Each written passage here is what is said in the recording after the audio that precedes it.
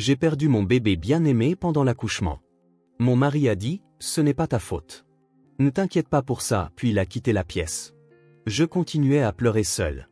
Ensuite, ma fille de 5 ans s'est approchée doucement et a dit d'une voix tremblante. Maman, veux-tu savoir pourquoi le bébé est mort? Regarde ça. Avant de commencer l'histoire, n'oubliez pas de laisser un like et de vous abonner à la chaîne pour voir plus d'histoires comme celle-ci. Je m'appelle Jennifer. Chaque jour est un bonheur depuis que j'ai épousé Marc il y a 7 ans. Marc travaille comme directeur des ventes dans une entreprise pharmaceutique. Son travail le tient très occupé, mais c'est un mari attentionné qui fait toujours passer notre famille en premier. Notre fille de 5 ans, Lily, est une enfant vive et joyeuse. Elle est notre trésor. Je suis maintenant enceinte de 8 mois et j'attends un petit garçon. Lily est tellement excitée à l'idée d'avoir un petit frère qu'elle parle à mon ventre tous les soirs. J'étais infirmière, mais après la naissance de Lily, je suis devenue mère au foyer pour m'occuper de notre famille. Je n'ai jamais regretté ce choix. Le temps passé avec ma famille aimante était la chose la plus précieuse pour moi. Le week-end, Marc trouve toujours du temps pour nous. Nous faisons des pique-niques dans le parc, allons au cinéma, et faisons tout ce qui peut rendre Lily heureuse. Marc porte Lily sur ses épaules pendant nos promenades et prend toujours soin de moi. Il est particulièrement prévenant depuis que mon ventre s'est arrondi avec cette grossesse. Il refuse catégoriquement que je porte quoi que ce soit de lourd. Cependant, depuis environ le 5e mois de ma grossesse, ma santé n'a pas été bonne. J'ai souvent des vertiges et des nausées persistantes. Parfois, je suis frappé par de terribles maux de tête. J'ai consulté mon gynécologue habituel, mais le médecin a dit qu'il n'y avait aucune anomalie particulière. Marc m'a réconforté en disant que c'était normal pendant une grossesse. Je me suis senti coupable, pensant que c'était à cause de ma propre faiblesse physique. Marc m'a soutenu à travers tout cela. Chaque matin, il me prépare des compléments alimentaires et me les tend avec un sourire en disant « Prends ça, tu te sentiras mieux ». Il s'est également mis à cuisiner plus souvent. Le voir dans la cuisine me dire « Repose-toi ». Je m'en occupe, me remplissait de gratitude d'avoir un mari si gentil. Mais dernièrement, quelque chose me tracassait. Marc passait des appels en cachette au milieu de la nuit. Je l'entendais quitter la chambre et parler à quelqu'un dans le salon. Quand je lui posais la question le matin, me demandant si c'était un appel professionnel, il répondait nonchalamment « Oui, un client ». Ses allers-retours au bureau le week-end ont également augmenté. Il disait qu'il allait juste chercher des documents, mais il partait parfois pendant environ 2 heures. Un jour, Lily m'a murmuré doucement « Papa parle tout le temps à quelqu'un ». J'ai caressé la tête de Lily et lui ai expliqué « Papa est très occupé par son travail ». Lily a simplement hoché la tête en silence, mais elle semblait quelque peu anxieuse. Je n'y ai pas trop réfléchi. Marc est une personne tellement responsable. Il doit gérer un projet important. Il travaille dur pour notre famille. C'est ce que je me disais. Le bébé dans mon ventre bougeait avec énergie. Plus que peu de temps avant notre rencontre. Lily, moi et Marc étions tous impatients d'accueillir un nouveau membre dans notre famille. C'est ce que je croyais. Nous étions la famille parfaite, et je pensais que ce bonheur durerait éternellement. À ce moment-là, je ne savais encore rien. Je ne savais pas à quel point ce bonheur était fragile et éphémère. Il restait encore 2 semaines avant la date prévue de mon accouchement. Mais ce matin-là, je me suis réveillé avec une douleur soudaine. Mon ventre se contractait à intervalles réguliers. Le travail a commencé. Forte de mon expérience d'infirmière, je l'ai su immédiatement. Marc, j'ai mal. Le bébé arrive. J'ai secoué mon mari pour le réveiller. Marc s'est levé d'un bond, l'air surpris, mais il s'est vite ressaisi. C'est bon. On va tout de suite à l'hôpital. Il m'a serré la main en disant cela. Mais Marc ne bougeait pas. Attends 1 minute. Je dois me préparer, a-t-il dit avant de quitter la chambre. J'ai attendu sur le lit, endurant la douleur. 20 minutes passèrent. Les contractions se rapprochaient de plus en plus. Marc, dépêche-toi, ai-je réussi à articuler, mais il n'y a eu aucune réponse. J'entendais des bruits venant du salon. Qu'est-ce que Marc pouvait bien faire? La douleur m'empêchait de réfléchir correctement. Je voulais juste arriver à l'hôpital le plus vite possible. Après plus de 30 minutes, Marc est enfin revenu. Désolé, je cherchais la carte d'assurance. C'est ce que Marc a dit, mais la douleur m'empêchait de penser à quoi que ce soit d'autre. Sur le chemin de l'hôpital, la douleur s'est encore intensifiée. La conduite de Marc me semblait plus lente que d'habitude. S'il te plaît, dépêche-toi, ai-je dit. Mais Marc a répondu, nous devons conduire prudemment. Je fixais la fenêtre, priant pour que nous arrivions bientôt à l'hôpital. Quand nous sommes enfin arrivés, je ne tenais plus debout. M'appuyant sur Marc, je me suis dirigé vers l'accueil de la maternité. Les infirmières ont rapidement apporté un fauteuil roulant. J'ai été immédiatement emmené en salle d'examen.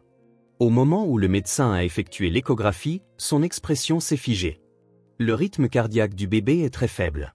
Préparez une césarienne d'urgence immédiatement.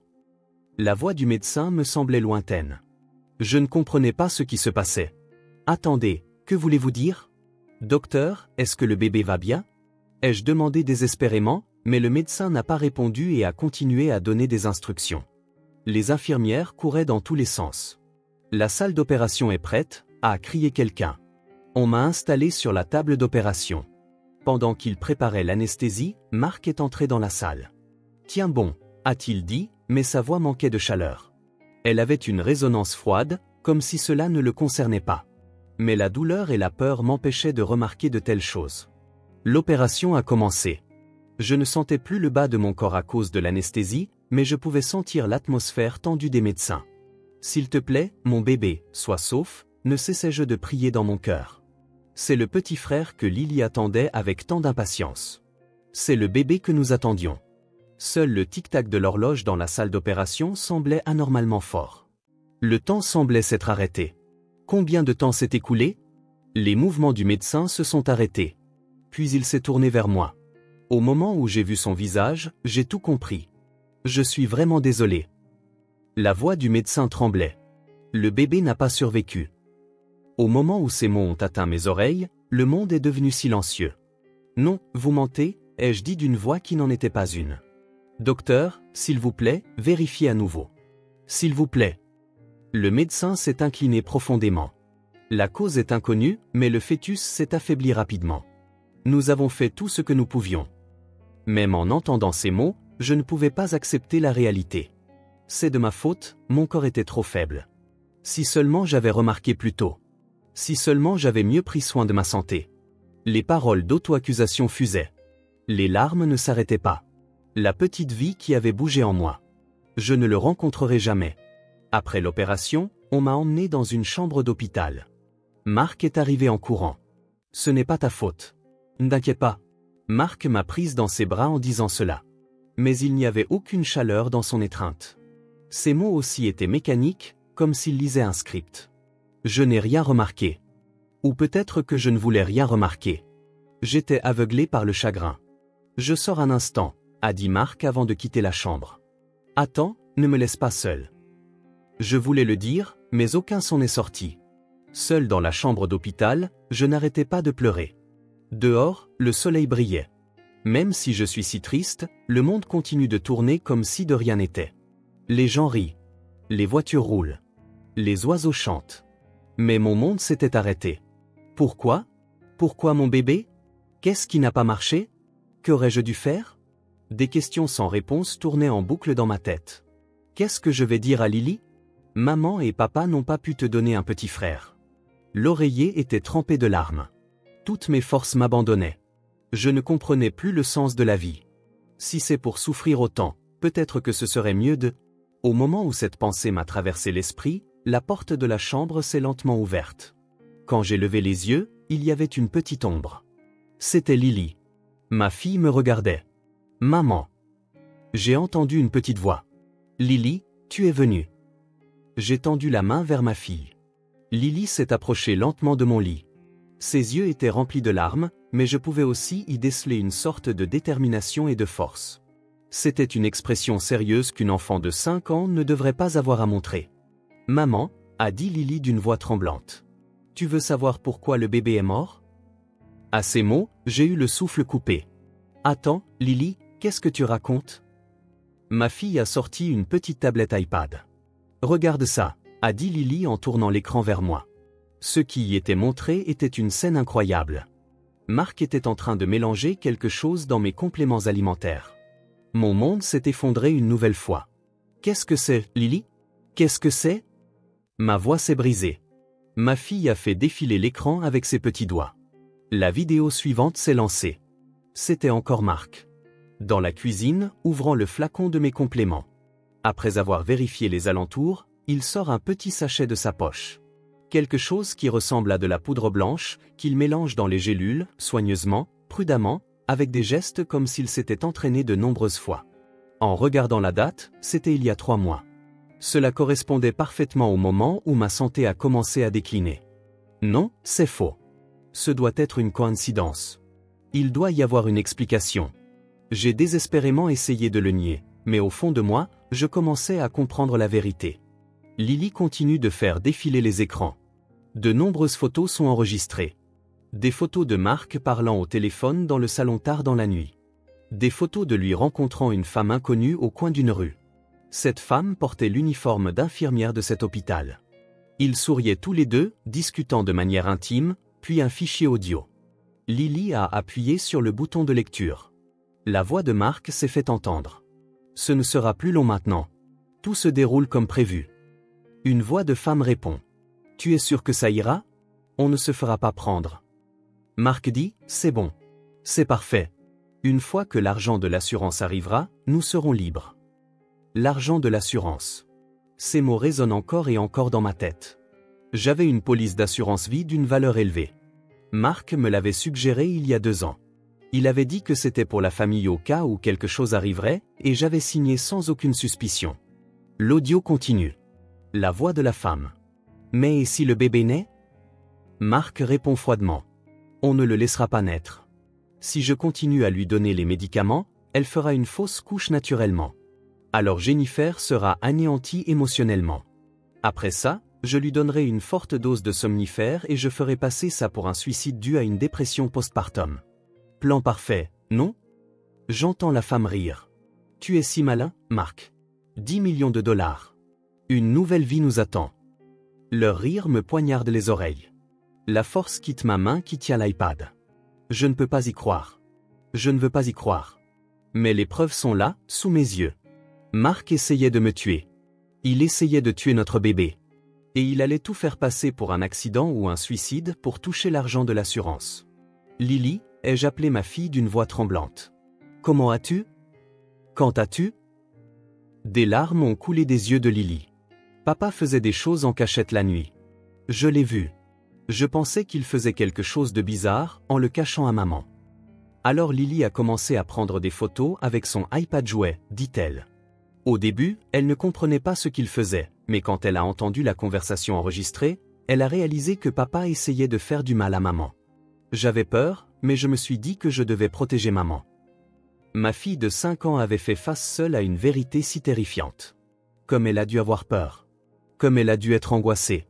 J'ai serré Lily fort dans mes bras. Je suis désolé, Lily.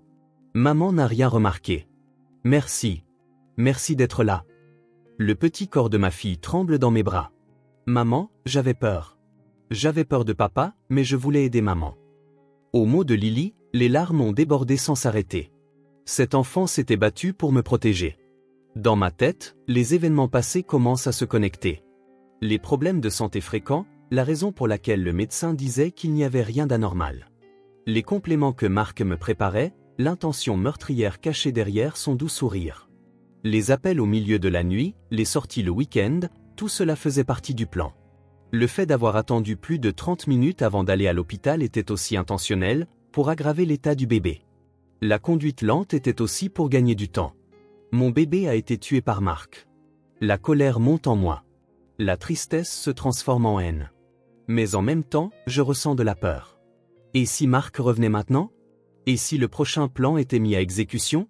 On me ferait passer pour suicidaire à cause d'une dépression postpartum et je serais tué. Lily, appuie sur le bouton d'appel, ai-je dit à ma fille. Lily a immédiatement appuyé sur le bouton à côté du lit. Quelques secondes plus tard, une infirmière est entrée. Quelque chose ne va pas? Appelez la police, tout de suite, ai-je dit désespérément. L'infirmière m'a regardé avec une expression surprise. S'il vous plaît, calmez-vous. Que s'est-il passé? Mon mari essaie de me tuer.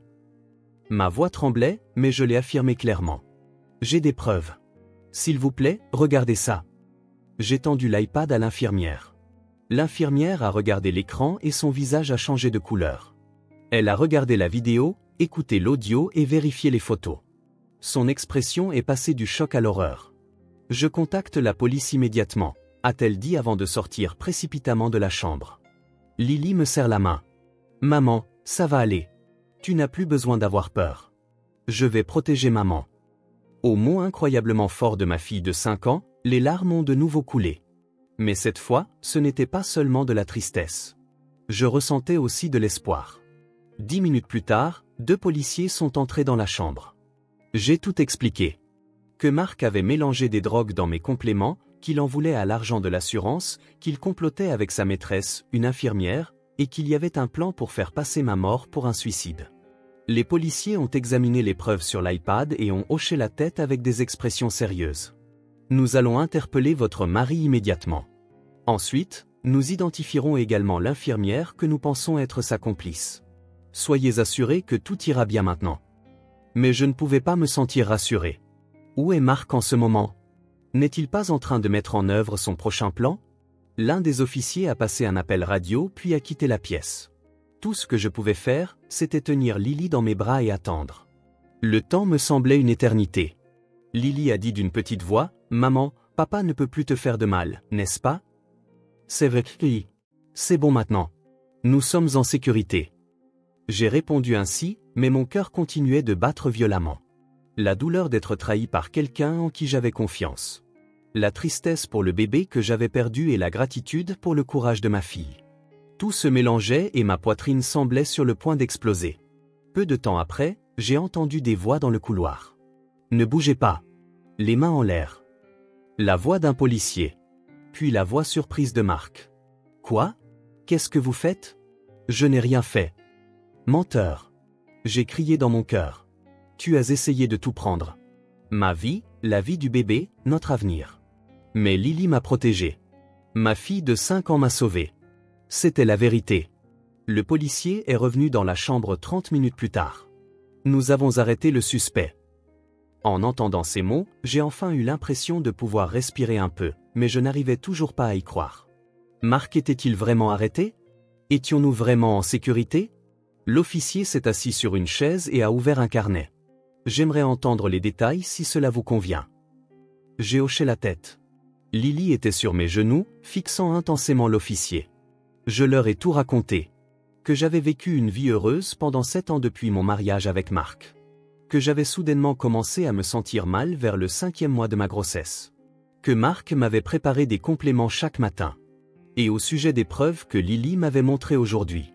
L'officier a écouté avec une expression sérieuse. En fait, lorsque nous avons appréhendé votre mari, il était avec l'infirmière complice. Ils étaient dans le couloir du 3e étage en train de discuter de la manière de se débarrasser de vous. Ces mots m'ont glacé le sang. L'officier a continué. Nous avons enregistré la conversation. Votre mari disait qu'il allait bientôt faire passer la mort de Jennifer pour une dépression postpartum. Le plan était de faire croire à un suicide en vous administrant une forte dose de somnifères. L'infirmière devait préparer les médicaments. Mon corps tremblait. Si Lily n'avait rien remarqué, si elle n'avait pas rassemblé de preuves, j'aurais pu être tué à l'heure qu'il est. Non, j'aurais sûrement été tué. La police a immédiatement commencé à enquêter, dit l'officier en manipulant l'iPad. Ces données sont des preuves extrêmement importantes. Les dates et heures enregistrées par votre fille sont toutes documentées, et nous avons également confisqué le téléphone portable de votre mari. Apparemment, il y avait encore plus de preuves sur le téléphone. Des échanges de messages entre Marc et sa maîtresse, l'infirmière Amber. Les deux avaient une liaison depuis 2 ans. Et c'est à peu près à cette époque qu'ils avaient commencé à planifier de me tuer. Le premier plan était de faire passer cela pour une mort accidentelle, a expliqué l'officier. Il y a des traces de tentatives comme vous pousser dans les escaliers ou saboter les freins de la voiture, mais tout ont apparemment échoué. Je me suis replongé dans mes souvenirs. En y repensant, il y a environ 6 mois, j'ai failli glisser dans les escaliers. À ce moment-là, Marc était juste derrière moi. Est-ce que ça aurait pu être? Et il y a 3 mois, quand les freins de la voiture ne fonctionnaient pas bien, et que je l'ai emmené en réparation. Était-ce aussi l'œuvre de Marc? Le plan suivant utilisait des médicaments, a poursuivi l'officier. Vous administrez progressivement des substances nocives pendant votre grossesse, provoquant une fausse couche pour vous briser mentalement et finalement vous tuer en déguisant cela en suicide. C'est un crime extrêmement calculé et malveillant. J'ai pensé à mon bébé et les larmes ont de nouveau coulé. Mon fils a été tué par Mark, empoisonné, s'affaiblissant petit à petit. Et aujourd'hui, Mark a délibérément retardé le départ à l'hôpital pour que le bébé ne survive pas. Le montant de l'assurance est de 10 millions de dollars. L'officier a dit, votre mari a souscrit une police d'assurance vie à haute valeur sur vous il y a 2 ans. Votre mari est le bénéficiaire, et le contrat est conçu de manière à ce que l'hypothèque soit remboursée en cas de votre décès. 10 millions de dollars. Pour cette somme, Mark a essayé de nous tuer, moi et le bébé. Que étaient nos 7 années de mariage? Son amour pour moi n'était-il qu'un mensonge? Où a-t-il changé à un moment donné? Nous avons également enquêté sur la complice, l'infirmière Amber. L'officier ouvre un dossier. Elle a 28 ans et travaille dans cet hôpital depuis 3 ans. Elle aurait rencontré votre mari lors d'un salon pharmaceutique à l'hôpital. Votre mari, représentant pharmaceutique, et elle, infirmière, ont combiné leurs connaissances des médicaments pour planifier un crime parfait. Apparemment, après leur arrestation, les deux se sont mutuellement accusés dans la salle d'interrogatoire. Mark a crié à Amber, « C'était ton idée. » Amber a rétorqué, « C'est toi qui as dit que tu voulais l'argent de l'assurance. » C'était apparemment une dispute sordide. Les 2 personnes qui étaient censées s'aimer se sont trahies dès qu'elles ont été attrapées. En imaginant cette scène, j'ai trouvé cela pathétique. En même temps, je me suis senti soulagé. Des gens comme ça ne pourraient jamais comprendre le véritable amour. L'officier s'est levé. Votre mari sera accusé de tentative de meurtre, de fraude à l'assurance et d'administration de substances nuisibles. L'infirmière Amber sera également inculpée en tant que complice. Aucun des 2 ne bénéficiera probablement d'une libération sous caution. Nous protégerons votre sécurité et celle de votre fille. Merci. Je me suis incliné profondément. Puis j'ai caressé la tête de Lily. Sans cet enfant, je ne serais pas là en ce moment. L'officier a regardé Lily avec des yeux bienveillants. Votre fille est vraiment courageuse. Être capable de faire tout cela à 5 ans est remarquable. Lily a baissé les yeux timidement mais a souri un peu. Cette nuit-là, seule dans ma chambre d'hôpital, j'ai beaucoup réfléchi. Lily était rentrée chez sa grand-mère. Mark est en cellule de détention.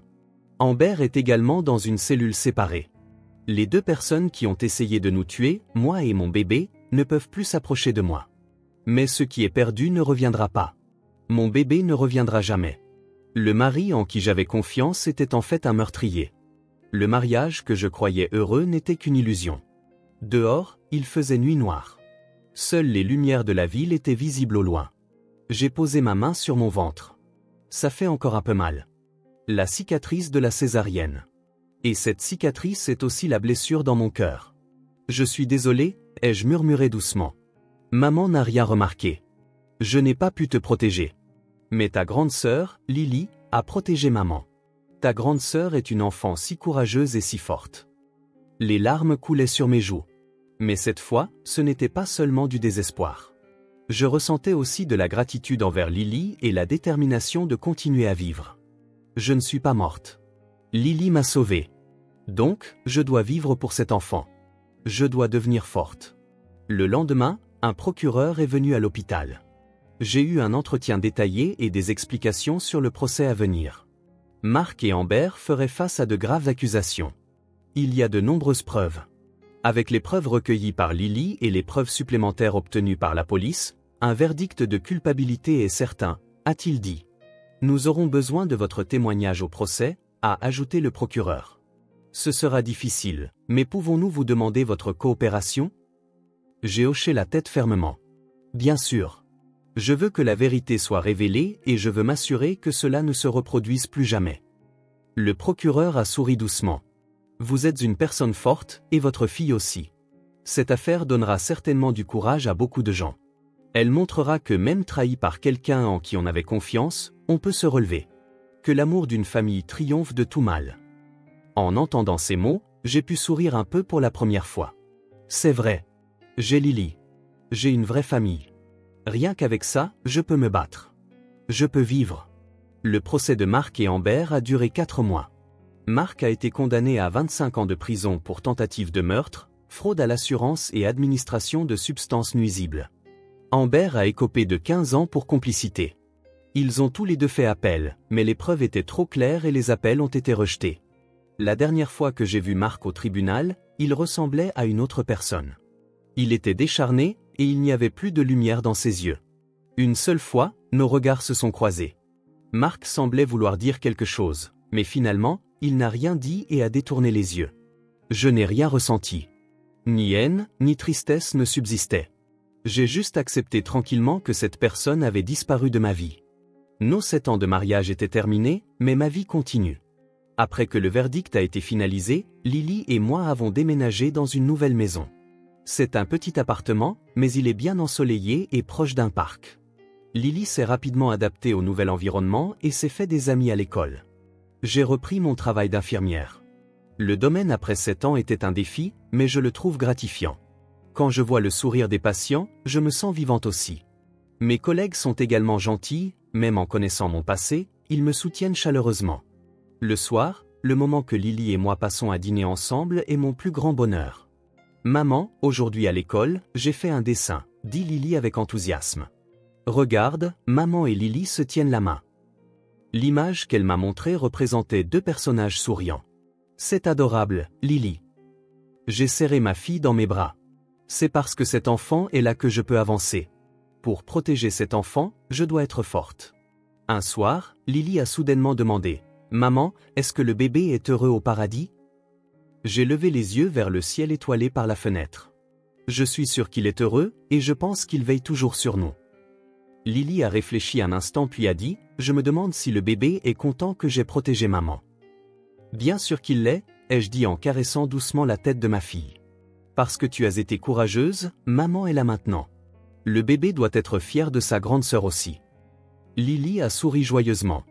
Maman, je te protégerai toujours. À ces mots, j'ai senti les larmes monter à nouveau. Mais cette fois, ce n'étaient pas des larmes de tristesse. Merci, Lily. Mais à partir de maintenant, c'est au tour de maman de te protéger. Soyons heureux ensemble, toutes les deux, ai-je dit en serrant ma fille fort dans mes bras. 1 an a passé. La vie pour Lily et moi était devenue paisible et chaleureuse. Je ne pense presque plus à Marc. Parfois, je me souviens du bébé qui est mort et je suis triste. Mais cela aussi guérit progressivement. Le week-end, nous avons fait un pique-nique dans le parc. En regardant Lily courir dans l'herbe, j'ai pensé que la famille n'est pas seulement une question de lien de sang. Se protéger mutuellement, se soutenir, s'aimer. C'est ça, une vraie famille. Marc était mon mari, mais il n'était pas une vraie famille.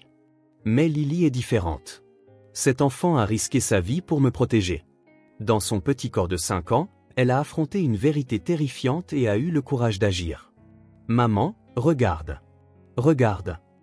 Lily avait cueilli des fleurs. Elles sont magnifiques. J'ai accepté les fleurs et j'ai embrassé la joue de ma fille. Merci, Lily. Tu es mon trésor. Le soleil nous illumine doucement. La brise souffle agréablement. Le rire de Lily résonne dans le ciel. J'ai pris une profonde inspiration. C'est ma nouvelle vie. Une vie pleine d'espoir. Marcher ensemble avec cet enfant. J'ai été trahi par quelqu'un en qui j'avais confiance. J'ai perdu mon précieux bébé. Mais j'ai survécu. Lily m'a sauvé. Et maintenant, nous sommes heureuses. C'était suffisant. Au crépuscule, sur le chemin du retour, Lily m'a tenu la main. Maman, je t'aime. Je t'aime aussi, Lily. Nous avons marché main dans la main. Peu importe les difficultés que nous rencontrerons, si je suis avec cet enfant, nous pourrons les surmonter. Le lien entre une mère et sa fille ne cédera devant aucun mal, car nous sommes une vraie famille. Quand j'ai levé les yeux au ciel, la première étoile brillait. C'est sûrement le bébé qui veille sur nous depuis le paradis. J'y ai cru et j'ai parlé dans mon cœur. Merci. Ta grande sœur est vraiment un enfant merveilleux et maman va bien maintenant. Alors repose en paix et sois heureux au paradis jusqu'à ce que nous nous retrouvions un jour. Lily et moi avons continué à rentrer à la maison, demain, le jour d'après, et pour toujours, en nous soutenant mutuellement, en vivant avec le sourire. C'était le chemin que nous avions choisi.